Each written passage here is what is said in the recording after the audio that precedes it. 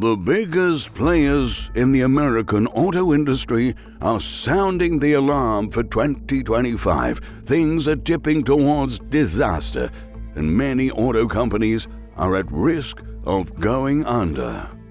Recently, one CEO has bluntly admitted that his company, which is one of the largest car manufacturers in the US and the world, only has 12 months to live in the best-case scenario. At the moment, multiple industry executives are resigning from their jobs as they realize there is little they can do to save their struggling auto firms. American car companies are not only coping with production challenges, but also losing sales and market share to Chinese manufacturers, and that's pushing domestic auto manufacturers towards breaking point. According to a new white paper published by the SAE Detroit Section's Global Leadership Conference Committee this week. If you haven't heard of this group, you're not alone. The Global Leadership Conference is a gathering for top automotive executives that typically flies entirely under the radar as an event for insiders only. However, in 2025, outside forces have led the group to warn authorities and the public about important issues developing across the U.S. car industry. The group stated in the document that suggests the entire sector is in danger, saying, "The GLC committee is so concerned with what they see coming in the automotive industry that for the first time they decided to publish this white paper and issue a call to action." They say a combination of several major changes all happening at the same time is pushing a number of large auto producers to the brink of collapse this year. Multiple waves of technological changes are washing across the industry and revamping the ways in which cars and trucks are engineered, manufactured, sold, and recycled, reads the paper. Now, you don't have to be a top auto executive to understand that the shift to electric vehicles is posing an enormous challenge for legacy automakers. On top of that, new manufacturing technologies like gigacasting are changing the status quo. Automakers must keep up with these technological trends if they want to build cars that remain competitive in the future. However, the white paper notes these issues are only the tip of the iceberg of the problems. According to the GLC, the arrival of peak auto is only complicating matters. The concern is that it's simply not possible to continue selling more vehicles every year to the same old markets. The paper shows that demand for cars has stopped growing in the United States and other key markets U.S. automakers sell their vehicles to. At the same time, the threat of competition from new Chinese manufacturers is looming ever larger. It's a perfect storm. The pie isn't getting any bigger, but a bunch of new players are trying to grab a slice. The paper claims that Chinese electric vehicle manufacturers have a cost advantage of up to 35%, which it credits to a national strategy to lock up the supply chain for electric vehicles. The result is a huge boom for Chinese automakers to the detriment of all others. The paper's authors predicted by the end of this decade, China is on track to export as many vehicles as the U.S. makes annually. It's clear that the big players in Detroit are more than just worried. Indeed, the tide is already turning against them and against legacy automakers from all over the country as well.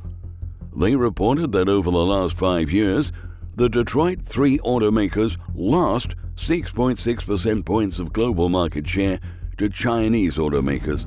That represents about 5.6 million units of capacity and tens of thousands of jobs.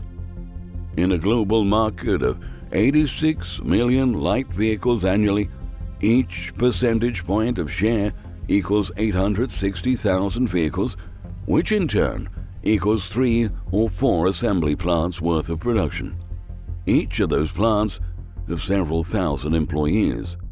Meanwhile, China has gained 8.2% points in the electric vehicle segment, while United States EV startups, mainly Tesla, gained only 2.1% points over the past year. They emphasized the loss of global market share by the traditional U.S. automakers is reducing our economy of scale and economic output. With demand slowing all across the board, giant car companies that manufacture and sell their cars in America are hanging by a thread. Originally found in Japan, Nissan is falling apart in the U.S. market, with its CEO warning that the manufacturer has only 12 months to survive. Nissan, which employs 21,000 people in America, has embarked on a radical cost-cutting initiative after suffering heavy losses.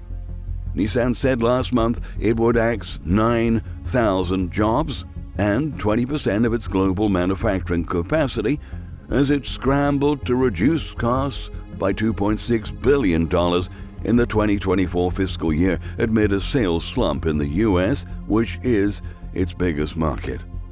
Chief Executive Makoto Uchida is taking a 50% pay cut, and just a few weeks ago, Chief Financial Officer Stephen Ma announced that he is stepping down. But insiders fear that the moves could not be enough, as Nissan continues to fall behind rivals who have pushed ahead more successfully with popular hybrid cars. The growing concerns come as a strategic deal signed with competitors Mitsubishi and Renault back in 1999, covering European, Japanese, and U.S. markets, is set to end. Two anonymous executives at Nissan have told the Financial Times that Renault is now looking at reducing its financial stake in Nissan. That is likely to leave Nissan requiring cash backing from the Japanese and U.S. governments over the next few months simply to remain in business, according to the report. The company risks running up its largest ever debt by 2026, potentially owing as much as $5.6 billion, estimates suggest. The firm's worldwide sales slumped by 3.8% to 1.59 million vehicles in the first half of the 2024 financial year, largely driven by an 11.7% decline in America. The Financial Times exposed that the company's senior officer said, "We have 12 or 14 months to survive. This is going to be tough, and in the end, we need Japan and the United States to be generating cash." Nissan's head of manufacturing, Hideyuki Sakamoto, previously told a news conference early last month, "Globally, we currently have 25 vehicle production lines. Our current plan is to reduce the operation maximum capacity of these 25 lines by 20%. According to a report by Automotive News, the average profitability of Nissan's U.S. dealers is at its lowest level in nearly 15 years. According to its research, Nissan's U.S. market share is at its lowest level in the last 5 years, sitting at 5.6%. That's a 1.9 percentage point drop within the period. Additionally, data reported by Nissan indicates it's not the same company it used to be, as it struggles with new car sales. In 2023, the latest full-year data available, Nissan sold just 834,097 units across its entire lineup of cars, trucks, and SUVs in the United States. In 2013, Nissan sold 1,131,965 vehicles, and that's a roughly 26% drop within 10 years. A dealer told Auto News, "In many markets, Nissan dealers are at best selling half the volume that competing Honda, Toyota, Subaru, and Hyundai stores are selling. If you're not selling enough new cars, you're not generating enough trade-ins, which feed profit centers such as finance, service, and parts." In the first quarter of 2024, Nissan profit collapsed by a staggering 99%. Similarly, Stellantis, the producer of car brands like Chrysler, Dodge, and Jeep, is stumbling. In December, CEO Carlos Tavares resigned, which came as a shock for the auto industry. Tavares was once hailed as the very best manager the legacy car industry had to offer. Stellantis posted record annual results for 2023, but in September, Tavares surprised the market by revealing Stellantis' plans to liquidate a bloated U.S. inventory of vehicles at bargain basement prices. Critics said the announcement revealed that Tavares prioritized short-term success at the cost of longer-term problems, Fortune analysts noted. All kinds of problems lurk behind Stellantis' 2023 success, CNBC added. High prices and quality problems, notably in the ever more costly Jeep line, dogged the company's brands. Consequently, profits plummeted by nearly half during the first 6 months of 2024, and U.S. sales fell 20% in the third quarter. Dealers are now finding themselves with a surplus of Stellantis vehicles on their lots. That means they are not selling, the analyst stressed. The company's North American brands, once a cash cow, are faltering. The next 6 to 12 months could be also quite rocky for the American car maker, they cautioned. These are just some of the problems the GLC committee is trying to bring to light. Analyst Lewin Day wrote, "Legacy automakers face a great challenge in the years ahead, some more than others. Time will tell if they've got what it takes to make it through." Moreover, the pain U.S. car companies are currently facing can be aggravated by tariffs in the coming months, because materials used to assemble vehicles come from different parts of the world. Some components even cross U.S. borders multiple times before they even get to the factory, according to Ivan Drury, Director of Insights at Edmunds. "There's no such thing as a 100% American vehicle," said Drury. "There's so much complexity, even though it's seemingly a straightforward thing."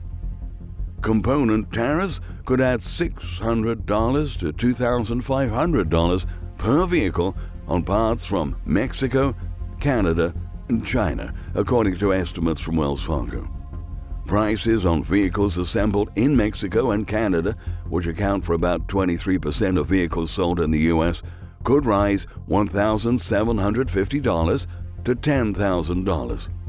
If tariffs are enacted, the stick of price drivers pay at the dealership will go up accordingly, experts say. But this time around, car makers and sellers will have to bear most of the added costs. Given that auto firms have already significantly raised prices over the past 4 years, they can't afford to keep passing along higher costs without losing sales.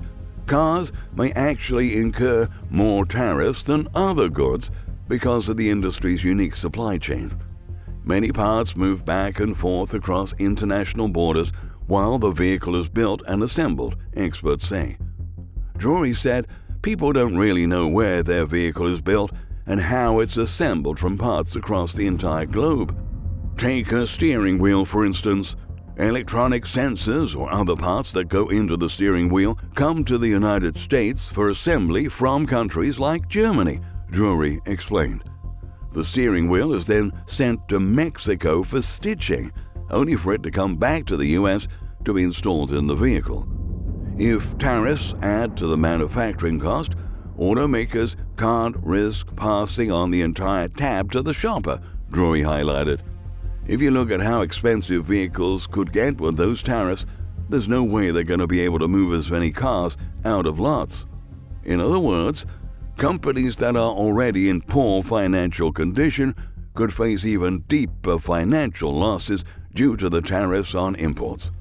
Now, I bet you can understand why so many car makers are reaching a breaking point.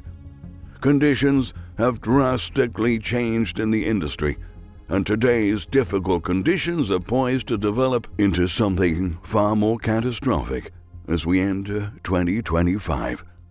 We hope you found this interesting. Please share this video, subscribe to our channel, and thank you for watching.